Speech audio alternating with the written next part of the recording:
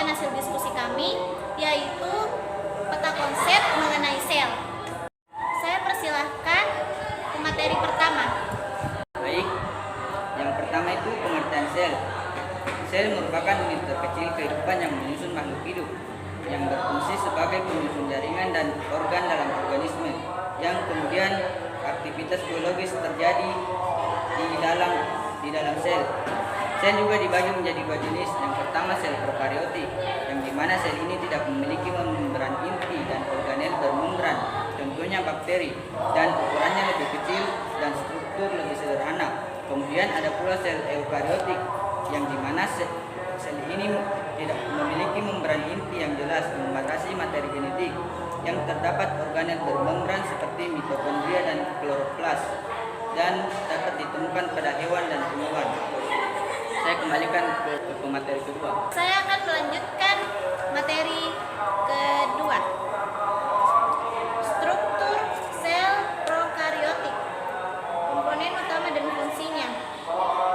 Membran plasma yang membatasi isi sel, dinding sel yang memberikan bentuk dan perlindungan, sitoplasma tempat reaksi kimia berlangsung, ribosom sebagai tempat sintesis protein, DNA tersusun dalam nukleot tanpa membran inti.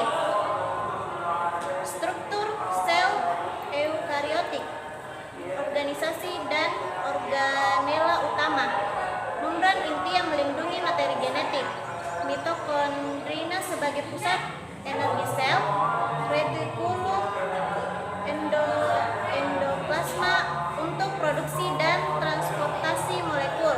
Kompleks Golgi untuk pemrosesan dan pengemasan protein, lisosom dan fokula untuk pencernaan dan penyimpanan. Baik, saya persilakan ke materi ketiga, membacakan materi. Fungsi membran sel yaitu sebagai peran dan mekanisme kerja membran, yaitu mengatur keluar masuk zat ke dalam dan keluar sel, menjaga kestabilan lingkungan internal sel, memiliki reseptor untuk komunikasi antar sel, struktur fleksibel yang memungkinkan pergerakan dan perubahan bentuk.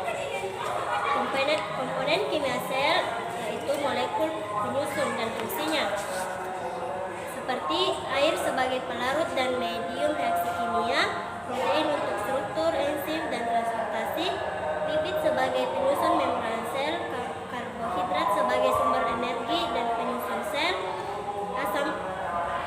asam nukleat atau DNA dan RNA sebagai penyimpan informasi genetik.